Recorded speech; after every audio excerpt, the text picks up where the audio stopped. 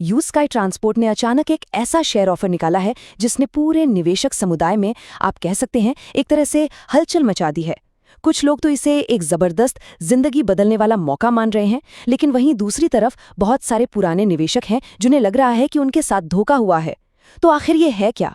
एक सुनहरा मौका या फिर एक सोचा समझा धोखा?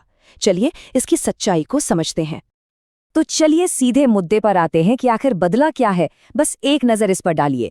कुछ वक्त पहले तक अगर $1000 का निवेश होता तो मिलते थे 95,000 शेयर्स, और अब वही $1000 और शेयर्स मिल रहे हैं पूरे 7,20,000। ये कोई छोटा मोटा बदलाव नहीं है, ये लगभग 8 गुना ज्यादा है। और यही वजह है इस सारे हंगामे की। तो देखते हैं इस ऑफर की डिटेल्स को, जिसे कंपनी की हिस्ट्री का सबसे बड़ा और हाँ, सबसे विवादास्पद ऑफर भी कहा जा रहा है। और ये रहे वो नंबर्स जो इस सारी बहस की जड़ हैं। सिर्फ $250 में 1,75,000 शेयर्स मिल रहे हैं, $500 में 3.5 लाख, और अगर कोई $5,000 लगाता है तो उसे मिलेंगे 39 लाख शेयर्स। यही वो आंकड़े हैं जिन्होंने निवेशकों को 2 हिस्सों में बांट दिया है। तो इस ऑफर ने निवेशकों के बीच साफ साफ 2 ग्रुप बना दिए हैं। एक तरफ जश्न का माहौल है तो दूसरी तरफ गुस्सा और निराशा। पहले ग्रुप की बात करते हैं। ये वो लोग हैं जो अब तक इन्वेस्ट करने का सोच ही रहे थे या फिर नए जुड़े हैं। उनके लिए तो ये ऑफर कह सकते हैं एक लॉटरी जैसा है। मार्केट में एंटर करने का इससे बेहतर मौका शायद ही मिलता। एक जैकपॉट लग गया है, बिल्कुल वैसी फीलिंग है। लेकिन सिक्के का दूसरा पहलू काफी अलग है। वो निवेशक जो कंपनी के साथ शुरू से थे, जिन्होंने स्टार्टिंग में रिस्क लिया, अपना पैसा लगाया, भरोसा दिखाया, उनमें से ज्यादातर आज खुद को ठगा हुआ महसूस कर रहे हैं। उन्हें लग रहा है जैसे उनकी लॉयल्टी की, उनके विश्वास की कोई कीमत ही नहीं रखी गई। तो चलिए इन पुराने निवेशकों के गुस्से और उनकी चिंताओं को थोड़ा गहराई से समझते हैं, क्योंकि उनके सवाल काफी जायज हैं। ये कुछ बड़े सवाल हैं जो इस वक्त हवा में हैं। क्या कंपनी उनके साथ चीटिंग कर रही है? क्या इस ऑफर से सभी शेयर्स की वैल्यू, उनके पुराने शेयर्स की वैल्यू भी गिर गई है? वो जो एक सिद्धांत था ना, पहले आओ पहले पाओ, क्या अब उसका कोई मतलब नहीं रहा? और सबसे बड़ा सवाल, जिन्होंने इंतजार किया उन्हें इतना बड़ा इनाम, और जिन्होंने पहले भरोसा किया उन्हें सजा, ऐसा क्यों? ये सारे सवाल इसी एहसास से आ रहे हैं कि कंपनी ने खेल के नियम बीच में ही बदल दिए हैं।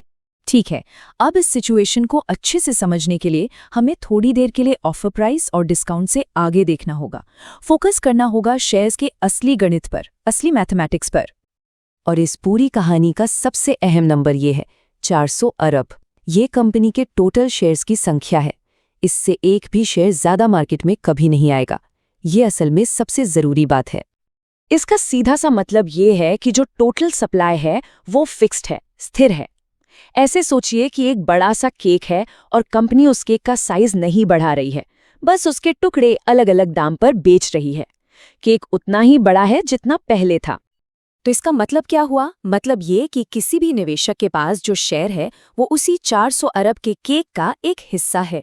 प्रोजेक्ट का जो आखिरी गोल है कि $400 अरब की वैल्यूएशन तक पहुंचना, जिससे हर शेयर $1 का हो जाए, वो गोल अभी भी वैसा ही है। उसमें कोई बदलाव नहीं आया है। मतलब जो पोटेंशियल वैल्यू है वो कम नहीं हुई है।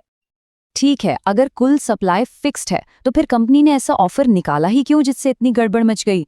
क्यों इतना बड़ा रिस्क लिया? और इसका जवाब है रफ्तार, फंडिंग रेजिंग। कंपनी को प्रोजेक्ट के इस स्टेज को क्लोज करने के लिए और आगे बढ़ने के लिए एक आखिरी बड़ी फंडिंग की जरूरत है। तो ये एक एग्रेसिव मूव है ताकि जल्दी से पैसा आ सके और प्रोजेक्ट को नेक्स्ट लेवल पर ले जाकर शेयर बेचना बंद किया जा सके। इसे समझने का एक और अच्छा तरीका है बिटकॉइन से तुलना करके। बिटकॉइन की टोटल सप्लाई फिक्स्ड है, 21 मिलियन। जब उसकी कीमत गिरती है तो लोग उसे खरीदने का मौका समझते हैं, ना कि प्रोजेक्ट का फेलियर। बिल्कुल वही लॉजिक यहां भी है। शेयर्स की कुल संख्या फिक्स है, बस उन्हें खरीदने की कीमत थोड़े टाइम के लिए बदल गई है। और यहां हम इस पूरे डिस्कशन के सबसे जरूरी पॉइंट पर आते हैं। कंपनी ने नए शेयर्स नहीं बनाए हैं, नए शेयर्स प्रिंट नहीं किए हैं। अगर ऐसा होता तो सबके शेयर्स की वैल्यू कम हो जाती। लेकिन यहां कंपनी सिर्फ अपने पास रखे हुए जो अनएलोकेटेड शेयर्स हैं उन्हें ही एक अलग प्राइस पर बेच रही है। यह सबसे बड़ा फर्क है। तो अब जब ये सब साफ हो गया है तो एक निवेशक के लिए आगे का रास्ता क्या है? क्या करना चाहिए? असल में 2 साफ रास्ते नजर आते हैं।